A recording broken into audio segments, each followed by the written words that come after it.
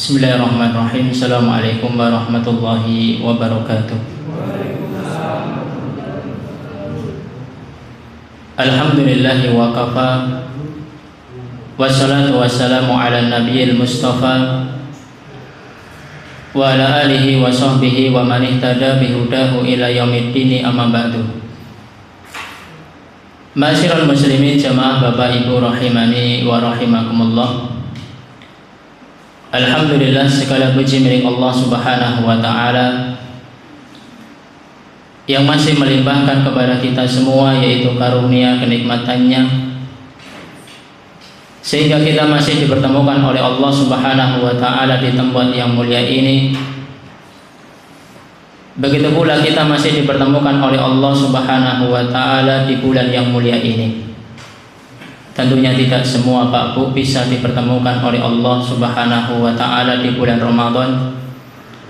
Mereka lah yang dipertemukan oleh Allah Subhanahu wa ta'ala di bulan Ramadan, yaitu orang-orang yang hendak diampuni oleh Allah Subhanahu wa ta'ala dosa-dosanya. Sebagaimana yang disebutkan dalam hadis sahih, Rasulullah sallallahu alaihi wasallam pernah bersabda, "As-shalawatul khamsu."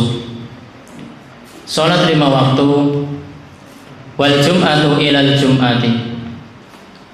Jumat ke-1 ke Jumat ke berikutnya, wa ramadhanu ila ramadhana. Ramadan 1 ke Ramadan berikutnya, mukaffiratun lima bainahunna majtunibatil kabair. Yaitu dengan rangka apa? Allah Subhanahu wa ta'ala ingin menghapuskan dosa-dosa di antara kita semua, manakala kita semua mau menjauhi dosa-dosa besar. Maka tentunya nikmat yang Allah berikan malam hari ini, yaitu nikmat kita masih dipertemukan oleh Allah di bulan yang sangat mulia. Salawat dan salam tak lupa kita curahkan, kita haturkan kepada uswah kita Nabi kita Muhammad sallallahu alaihi wasallam, kepada keluarga beliau, sahabat beliau, dan orang-orang yang senantiasa mengikuti sunnah-sunnah beliau hingga akhir zaman nanti. Ma'asyiral muslimin, jamaah Bapak Ibu rahimani wa rahimakumullah. Di pertemuan yang sangat singkat ini, insyaallah kita akan sampaikan satu hadis, yaitu dari sahabat Utsman radhiyallahu anhu, yang berkaitan tentang agar selamat dari azab kubur. Karena tentunya jamaah rahimani wa rahimakumullah, di antara perkara yang membuat kita takut, di antara perkara yang membuat kita khawatir, yaitu perihal kemanakah kita akan menuju setelah kita berpisah dengan dunia ini. Apakah kita akan menuju tempat yang penuh dengan rahmat, tempat yang penuh dengan kenikmatan, yaitu surganya Allah Subhanahu wa ta'ala, ataukah sebaliknya kita akan menuju sebuah tempat yang penuh dengan siksaan, yaitu nerakanya Allah Subhanahu wa ta'ala. Maka disebutkan dalam hadis sahih dari Abdullah bin Bahir an Hani Maula Utsman radhiyallahu anhu. Disebutkan dalam hadis Abdullah bin Bahir dari Hani, yaitu bekas budaknya Utsman radhiyallahu anhu. Qala kana Utsman bin Affan idza waqafa ala qabrin yabki hatta yuballa lihiyatahu. Maka Hani di sini, yaitu budaknya Utsman radhiyallahu anhu, menceritakan bahwasanya setiap kali Utsman bin Affan melewati atau berdiri di samping kuburan, yabki, maka beliau pun selalu menangis. Hatta yuballa lihiyatahu, sampai-sampai jenggot beliau basah semua. Itulah sahabat Utsman radhiyallahu anhu. Setiap kali melewati kuburan, maka beliau selalu meneteskan air mata. Itu lembutnya hati Utsman bin Affan, beda dengan hati yang kita miliki.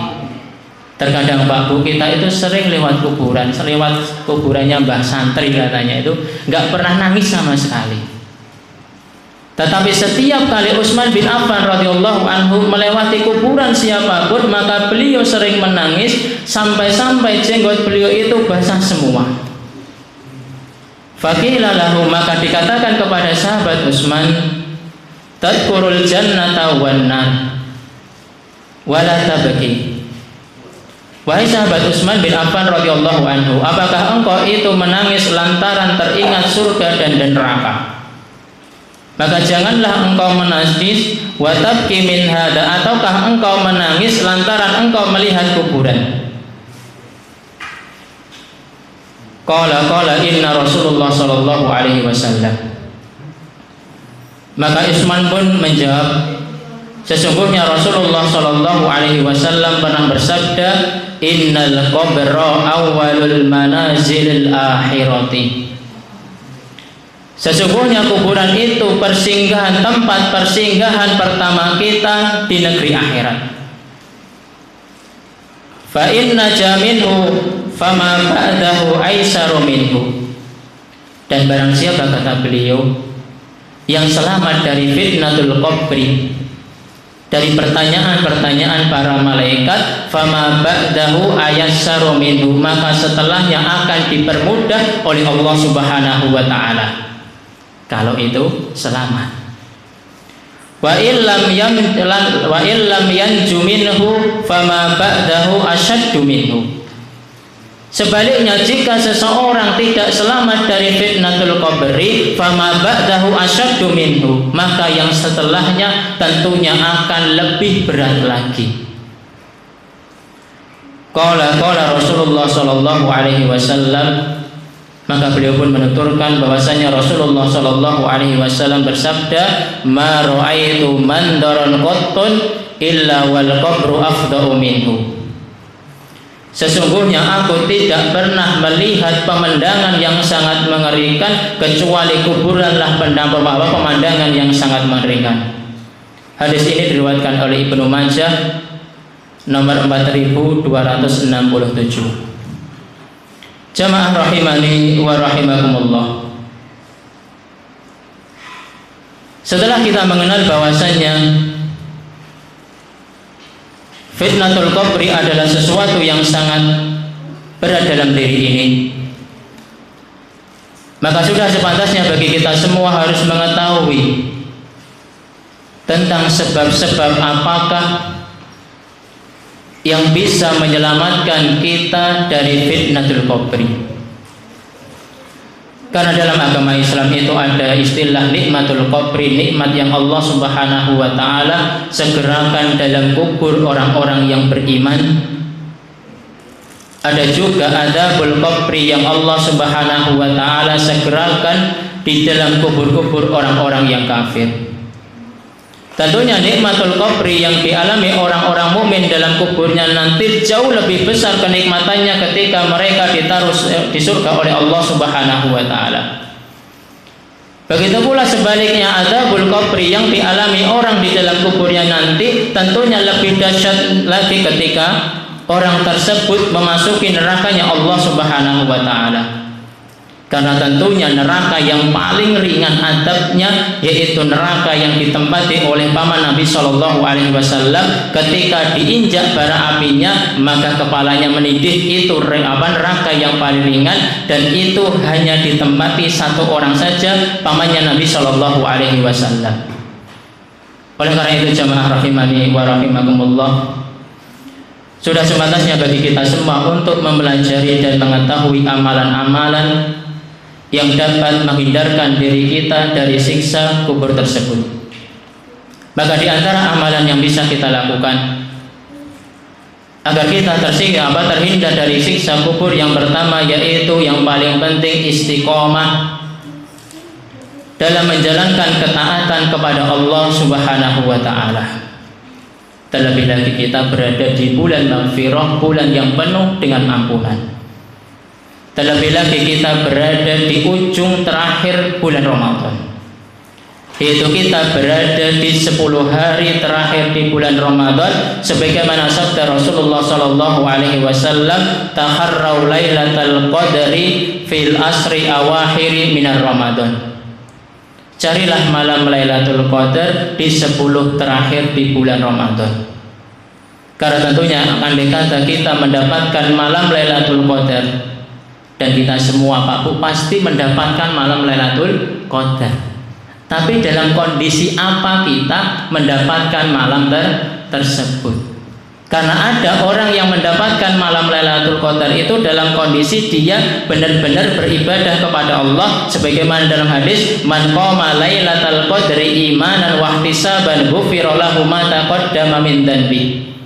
Barang siapa yang menghidupkan malam Lailatul Qadar imanan dengan penuh iman, yaitu dia meyakini pahala yang Allah Subhanahu wa Ta'ala sediakan, waktu saban, dan hanya mengharap pahala kepada Allah, ghufira lahu ma taqaddama min dhanbi. Ini bagi orang-orang yang mau menghidupkan malam Lailatul Qadar.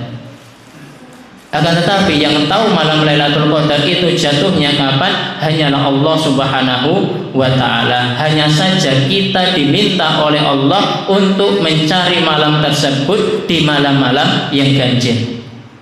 Andai kata Allah Subhanahu wa Ta'ala memberitahu kita semua bahwasannya malam Lailatul Qadar itu jatuh malam ini, yakin panjenengan gak akan balik dari masjid beribadah kepada Allah Subhanahu wa Ta'ala. Akan tetapi Allah rahasiakan itu semua, sebagaimana Allah merahasiakan ada satu waktu di hari Jumat yang mana jika seseorang berdoa dan menepati dengan waktu tersebut, maka Allah akan berikan semua yang ia minta.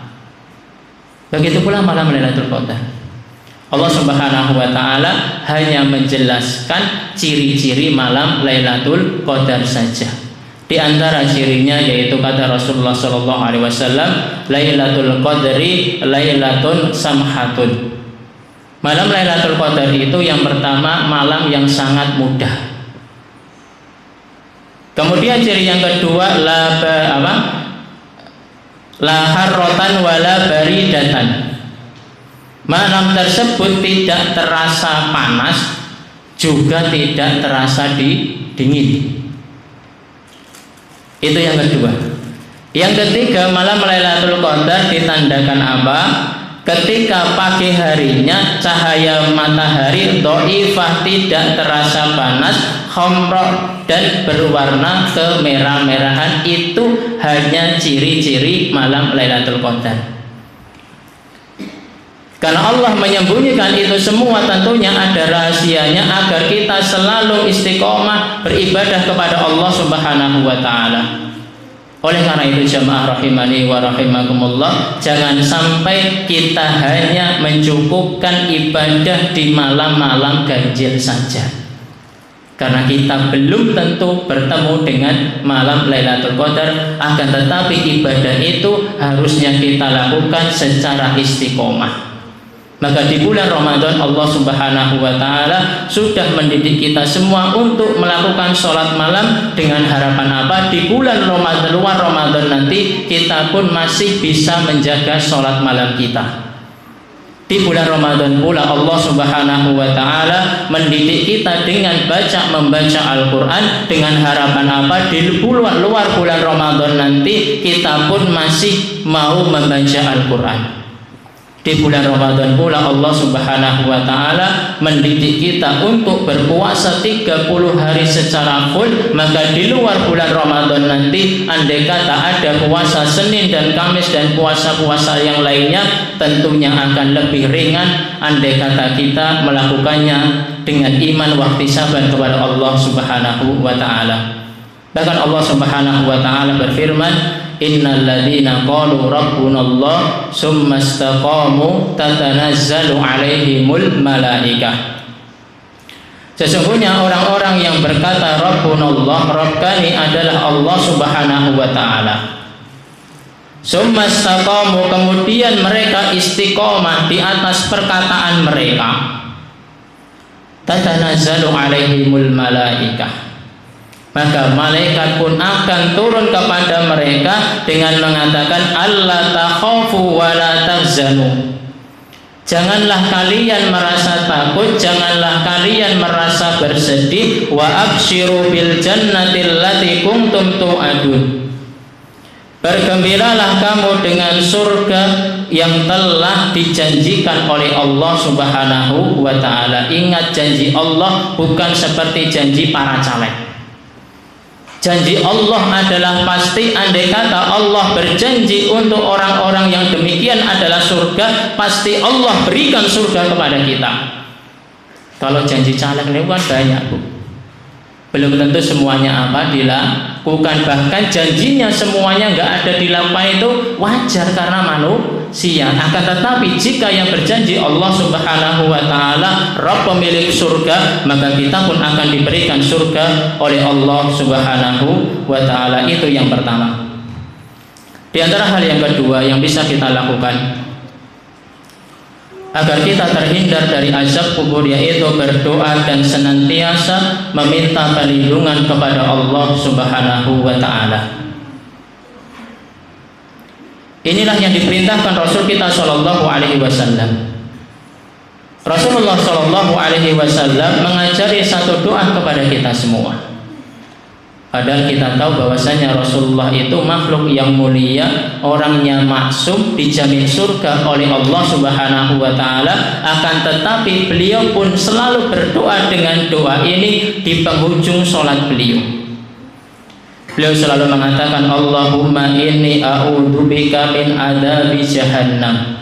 Ya Allah, sesungguhnya aku memohon kepada Engkau, yaitu berlindung dari neraka jahannam. Wa min adzabil qabri, juga berlindung dari azab kubur. Wa min fitnatil mahya wa mamati, juga berlindung dari fitnah kehidupan dan fitnah kematian. Wa min syarri fitnati masihid dajjal. Itulah doa yang selalu diucapkan Nabi Shallallahu alaihi wasallam sebelum beliau mengucapkan salam setiap kali sholat. Rasul kita Shallallahu alaihi wasallam saja masih mengucapkan doa-doa tersebut. Bagaimana dengan kita semua? Tentunya makhluk yang banyak dosa kepada Allah Subhanahu wa ta'ala, dan Allah masih berikan nikmatnya kepada kita semua. Itu yang kedua. Di antara hal yang ketiga yang bisa kita lakukan agar kita dijauhkan oleh Allah Subhanahu wa ta'ala dari azab kubur, yaitu menjauhi sebab-sebab yang mendatangkan azab kubur dan bertobat kepada Allah Subhanahu wa ta'ala. Di antara beberapa sebab yang bisa mendatangkan azab kubur adalah meninggalkan sholat sampai keluar dari waktunya tanpa ada udzur. Sholat sudah dengar azan, bilangin apa? Nanti ada iqomat. Sudah dengar iqomat, bilangnya apa? Paling juga baru rakaat pertama. Sudah rakaat pertama, bilangnya nanti ada terakhir, rakaat yang terakhir. Sudah terakhir pulang semua, bilangnya apa? Nanti rayu ada jamaah lagi. Dengan sengaja di sini itu merupakan sebab mendatangkan azabnya kubur Allah Subhanahu wa ta'ala. Atau sebab yang lainnya, yaitu seperti mengadu domba. Sukanya kesana kemari ngadu domba orang. Atau sebab yang lain, yaitu tidak menjaga kesucian diri dari najis yang timbul ketika buang air kecil. Hati-hati. Sebagaimana yang disebutkan dalam hadis Ibnu Abbas radhiyallahu anhuma, ia berkata, marron Nabi sallallahu alaihi wasallam bi qabraini. Yaitu suatu ketika Nabi Shallallahu alaihi wasallam pernah melewati dua kuburan. Faqala innahuma la yu'attibani wa ma yu'attibani fi kabirin. Sesungguhnya kedua penghuni kuburan ini sedang diadab oleh Allah Subhanahu wa ta'ala. Tidaklah keduanya itu diadab oleh Allah Subhanahu wa ta'ala dengan sesuatu perkara yang kabir, yang besar.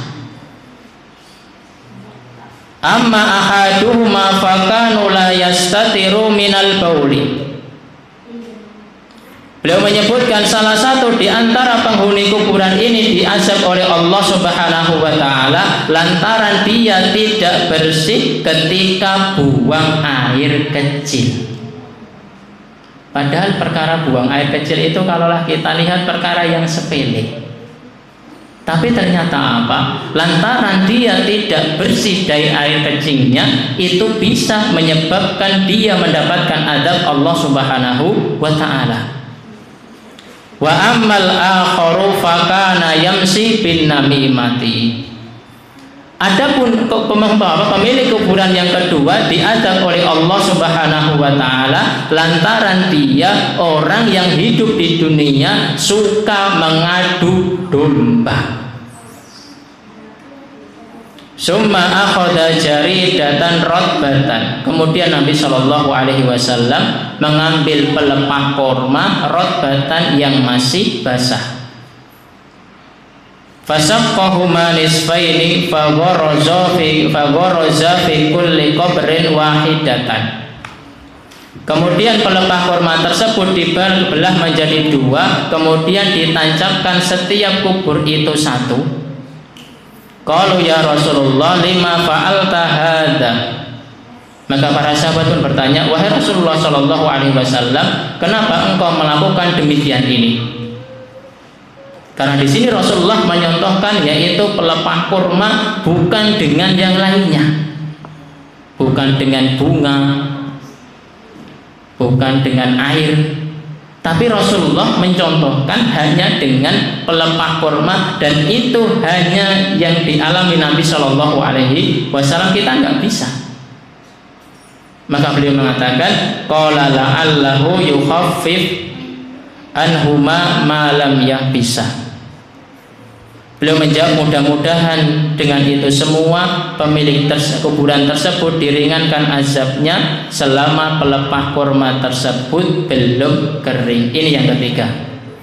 Dan yang terakhir, jamaah rahimani wa rahimakumullah, di antara hal yang bisa menjauhkan kita dari azab kubur yaitu rutin membaca surat Al-Mulk, yaitu surat yang Allah Subhanahu wa taala sebutkan dalam juz ke-29 surat yang pertama. Maka sebisa mungkin kita semua harus menghafal surat ini. Yang mana surat ini apa? Memiliki 30 ayat. Dan ini sudah disebutkan Nabi Shallallahu alaihi wasallam tentang keutamaannya. Beliau mengatakan suratun tasfa'u liqa'iliha. Surat Al-Mulk itu suatu surat yang tasfa'u, akan memberikan syafaat, memberikan penolong, liqa'iliha, bagi orang yang membacanya. Tentunya di situ yaitu membaca sambil mentadabburi ayat-ayat Allah Subhanahu wa taala, bukan hanya sekedar membaca tabarakalladzi biyadihi, tapi dia bisa memahami makna yang Allah Subhanahu wa taala sebutkan dalam surat tersebut. Karena tujuan Allah Subhanahu wa taala menurunkan Al-Qur'an apa? Afala yatadabbaruna al-Qur'ana am ala qulubin aqfaluha. Yaitu kita agar mentadabburi ayat-ayatnya. Kalau enggak bisa mentadabburi ayatnya, am ala qulubin aqfaluha, apakah hati kita memang dikunci Allah Subhanahu wa taala? Karena di antara tanda-tanda orang yang beriman ketika dibacakan Al-Quran, wajilat qulubuhum, maka hatinya akan merasa gemetar. Sebaliknya orang-orang yang tidak beriman itu andai kata dibacakan Al-Quran mau sampai 30 juz pun gak akan menambah keimanannya. Makanya ada beberapa surat yang memang dikhususkan Nabi Shallallahu alaihi wasallam untuk kita hafal, seperti surat ayat kursi katakan. Dan di sini Rasulullah menyebutkan tentang surat Al-Mulk, yaitu tabarakalladzi biyadihil mulku, kata beliau suratun tasfa'u liqa'iliha, yaitu suatu surat yang akan memberikan syafaat penolong, di mana di hari tersebut yauma la yanfa'u malun wala banun illa man atallaha biqalbin salim. Di hari tersebut itu anak nggak akan ada gunanya, harta nggak akan ada gunanya. Mungkin kalau kita sakit anak masih ada gunanya, ngambilin minum minimal.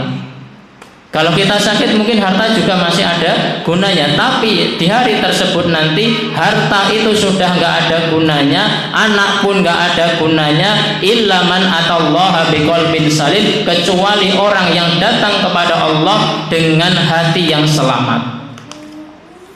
Maka di antaranya satu, kita merutinkan membaca surat ini, wahiyya salasuna ayatan ala wahiyya tabarakalladzi biyadihil mulku, yaitu surat yang terdiri dari 30 ayat. Masa kita Pak Bu selama hiduplah dikasih usia 70 tahun katakan, masa surat Al-Mulk 30 ayat juga nggak hafal. Ini kan yo pripun ini? Padahal apa, kita diberikan hidup oleh Allah Subhanahu wa Ta'ala sangat panjang. Bahkan andai kata kita mau 1 hari 1 ayat saja, insya Allah 1 bulan surat Al-Mulk itu sudah kita hafalkan, dan itu bisa menjadi tameng kita dari azabnya Allah Subhanahu wa Ta'ala. Bahkan sebagian ulama mengatakan bahwasanya surat Al-Mulk itu akan memberikan syafaat kepada mereka yang membaca saat ia berada di dalam kubur, dan pada hari kiamat menghalangi seseorang dari azab kubur dan menghindarkan seseorang dari terjatuh kepada dosa-dosa yang menyebabkan azab kubur. Itu kata para ulama. Oleh karena itu jamaah rahimani wa rahimakumullah, selama kita masih diberikan kesempatan oleh Allah Subhanahu wa Ta'ala, jangan sampai kita sia-siakan kesempatan ini. Terlebih lagi kita masih disisakan sekitar 4 hari saja di bulan Ramadan. Kalaulah kita katakan dalam diri kita di awal Ramadan kita tidak bisa maksimal, maka sisa hari ini kita maksimalkan dengan sebaik-baiknya. Maka jangan sampai kita sebagaimana yang dikatakan para ulama, seburuk-buruk manusia itu mengenal Allah Subhanahu wa Ta'ala hanya di bulan Ramadan saja. Setelah di bulan Ramadan meninggalkan kita, mereka jauh dari Allah Subhanahu wa Ta'ala. Semoga Allah Subhanahu wa Ta'ala menjadikan kita semua orang-orang yang terhindar dari azab kubur, dan semoga Allah Subhanahu wa Ta'ala menjadikan kita semua yang di sini sebagai penduduk surganya Allah Subhanahu wa Ta'ala. Amin Allahumma amin. Sekian yang dapat kami sampaikan. Jika ada benarnya bersumber dari Allah Subhanahu wa Ta'ala, jika ada salahnya bersumber dari saya pribadi dan syaitan. Demi sempurnanya majelis, kita tutup dengan doa kafaratul majelis.